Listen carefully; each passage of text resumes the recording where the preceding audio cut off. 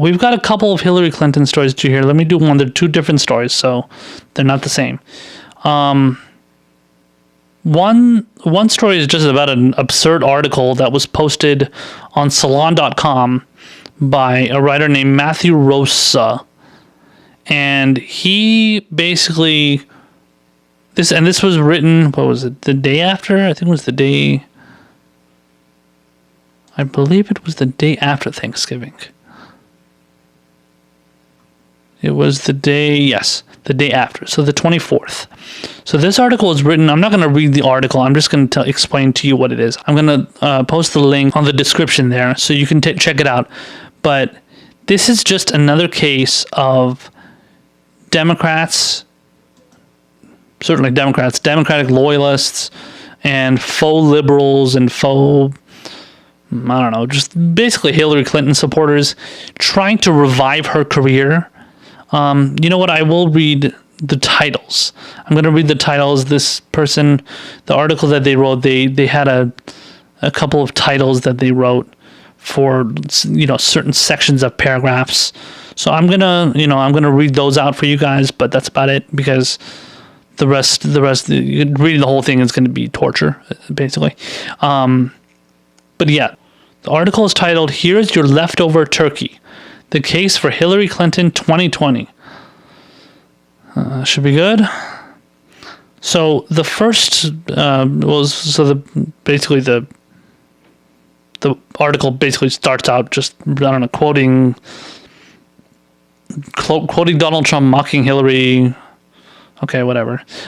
So the first part that comes up here, I guess it's the the introduction to a paragraph, essentially. It says, number 1, Hillary Clinton is the Winston Churchill to Vladimir Putin's Adolf Hitler. Okay? That is the most absurd comparison ever. I don't know what this person is talking about. That makes absolutely no sense. I mean, first of all, Winston Churchill Hillary Clinton is not Winston Churchill. I mean, what has she done that she's Winston Churchill? I mean, that's absurd. It's absurd to even entertain that idea. But then you're comparing Adolf Hitler to Vladimir Putin. I'm sorry, Vladimir Putin to Adolf Hitler. I mean, come on. So okay, yeah, Vladimir Putin's a really bad guy. You're not saying anything that's anybody's gonna disagree with as far as Vladimir Putin being a bad guy. But he is not Adolf Hitler. Adolf Hitler killed he killed millions and tens and millions of Jews. But you're going out there and you're talking about how he's comparable to how Vladimir Putin, who hasn't killed nearly that many people, not even close. But you want to actually say he's comparable to Hitler? It's ridiculous. The next little paragraph starter here says, Hillary Clinton being elected president at last would monumentally piss off misogynistic trolls, and what's not to like about that? Oh yeah. Let's just get Hillary Clinton become president, and all the misogynism, all the misogynists are going to go crazy. Yeah. Because that's exactly what every single person who didn't vote for Hillary Clinton believes. That she's just a horrible bitch, and we just couldn't stand her. It couldn't have been the fact that she voted for the Iraq War. It couldn't have been that she voted for the Patriot Act, that she didn't support gay marriage until 2013, that she staged a coup in Libya. I mean, come on, are you kidding me? This is a woman who has a ridiculous record. She could never get herself to support a $15 minimum wage. Do you want to go down the list? She voted against flag burning, which is part of the First Amendment. I mean, it's your First Amendment right to be allowed to burn a flag, American flag. And she was against that. I mean, come on. If the more and more you go down the list, the record of this woman is ridiculous. It's horrible. She was not a good representative for anybody, and she would not have been a good president. So if your only goal is to just piss off the misogynists and the sexists, then okay, great, good job. So and then what? And then you're gonna piss them off, and okay. So what? You think like if she would have became president, all of a sudden the rainbows and puppies would have emerged, and everybody would have gotten a pony, and everybody would have been happy, and we would have all been living in wedded bliss? No, that's not the way it works. And anybody who thinks that that alone, getting pissing off all the misogynists is going to fix all of our problems, I mean. That's barely anything. I mean, the misogynists are always going to exist in this world. Just pissing them off is not going to do anything. Just like if we were to piss off racists, it has nothing to do with it. It's not going to fix anything.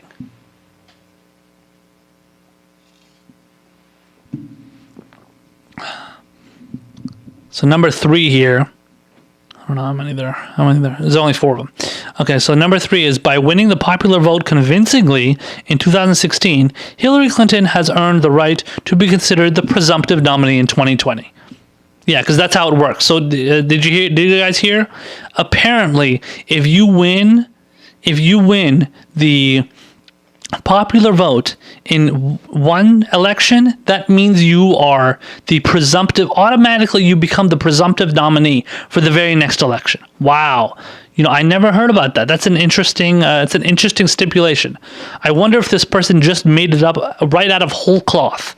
They just completely made up that rule for everybody to follow, because Hillary Clinton, the great Queen Hillary herself was won that she won that popular vote. So that means that new rule has now been implemented, and we need to follow it.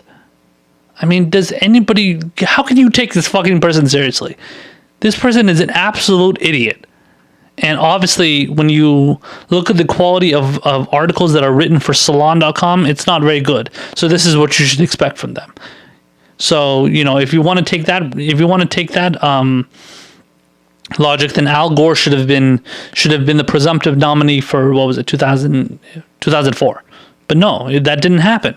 Al Gore moved on. He moved on with his life. He clearly won the popular vote by, more than 500,000 votes, or just around 500,000 votes over George Bush. Was he sitting there crying and whining and bitching and moaning about how he should be the nominee for the next election? No, you have to earn that. See, this just boils down to the typical mentality of not only Hillary Clinton but her supporters, who think that no, everything needs to be handed to Hillary Clinton, needs to be handed to her supporters. We deserve this because we are supporting Hillary Clinton, and Hillary Clinton is our option, and she is our savior. And if you don't respect her, you are, a terrible person, and you don't deserve to have a say in political debate. I don't know, whatever the hell the mentality is. But basically they don't want to have anything to do with you because you're not, bowing at the altar to Hillary Clinton. And the final one here, yeah, this one makes a lot of sense. We can expect her to be a good president. Oh yeah, definitely. Yeah, Hillary Clinton would have been an amazing president. Yeah, because of course the person who voted for the Iraq War, what an awesome president. The person who is going around still, to this day, is still going around talking about how Russia is a threat, Russia is this, Vladimir Putin is a this, WikiLeaks is, aligned with Russia, which is basically basically the attitude being put forth that even the free press, the outlets that are out there putting out information to all of us, those are like enemies of the state. That's basically what they've been saying. That's basically what the establishment, Hillary Clinton, Barack Obama, that's what they've been saying about not only WikiLeaks. They've been saying it about Edward Snowden. They've been saying it about, they even said it about Chelsea Manning. Poor Chelsea Manning was in prison for several numbers of years. She was originally going to be sentenced to 35 years, but luckily she got pardoned, and she got her sentence pardoned by President Obama, which was definitely one of the best things he did. But he was treated, as like, essentially as an enemy combatant because he exposed the crimes of the government, which happened under the Bush administration. But Hillary Clinton, yeah, she's wonderful. She would have been a really good president because she would have taken us into more wars. She would have taken us into